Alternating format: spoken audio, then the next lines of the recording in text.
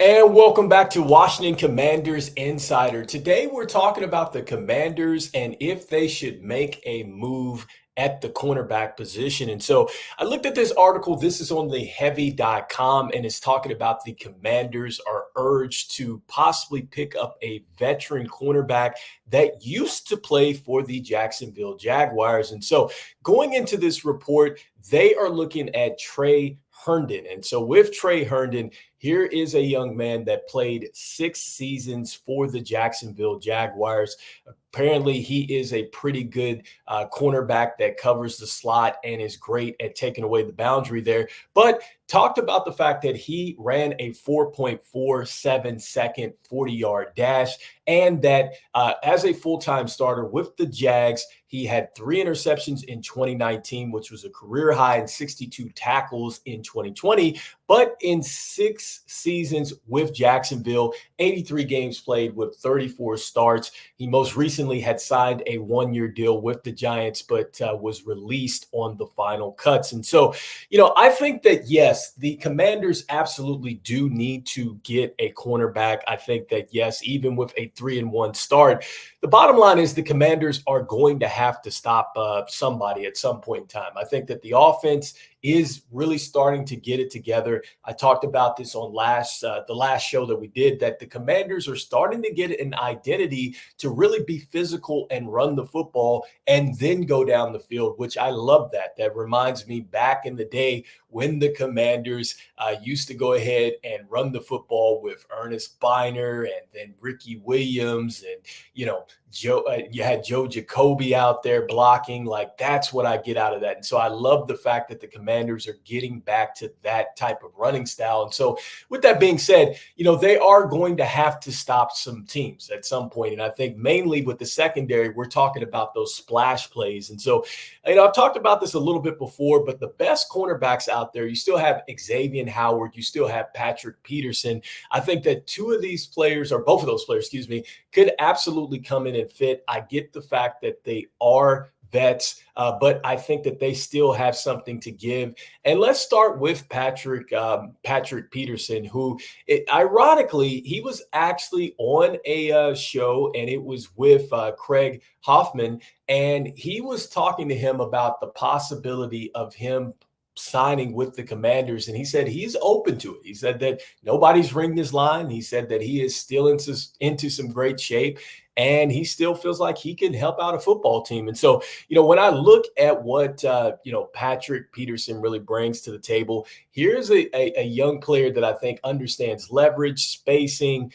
He can play man coverage. He's an 8-time Pro Bowler, ran a 4.38 40 back in the day with a 38-inch vertical. So definitely got some athleticism here, but I think that he would help us in the secondary as far as generating turnovers. In fact, we are one of 4 teams right now in the NFL that has not generated a turnover or an interception, I should say. So, like, you have the Cleveland Browns, you have the Jacksonville Jaguars, you have the Titans, and then you also have the Washington Commanders here. And so, we got to fix that. We have got to turn the football over and take away those splash plays. I think that as this offense continues to score, you get shorter fields for them to score. That's going to put a lot more pressure on offenses to chase points. And I think that that's something that we want to do. And then with Xavier Howard, he just got released in March by the Miami Dolphins. He has had 29 career interceptions. He had 10 interceptions in 2020. I believe he led the league there and got a first team All-Pro nod. And so, here is a player that can also come in, play man-to-man here. He's phenomenal at that type of coverage, and I think that that's something that we could absolutely use in our secondary, somebody who could still come down and maybe just shut down a half of the field. And so, I think that it comes down to just really 2 things with this, and this is talked about by Patrick Peterson when he was asking this interview, but it's scheme, right? And so our scheme, I think right now with the Commanders defense, is supposed to just get to the quarterback, and whether that's going to be a natural pressure or whether we're calling blitzes, but we're attacking the quarterback. All right. And by attacking the quarterback, then we're basically going to knock off the timing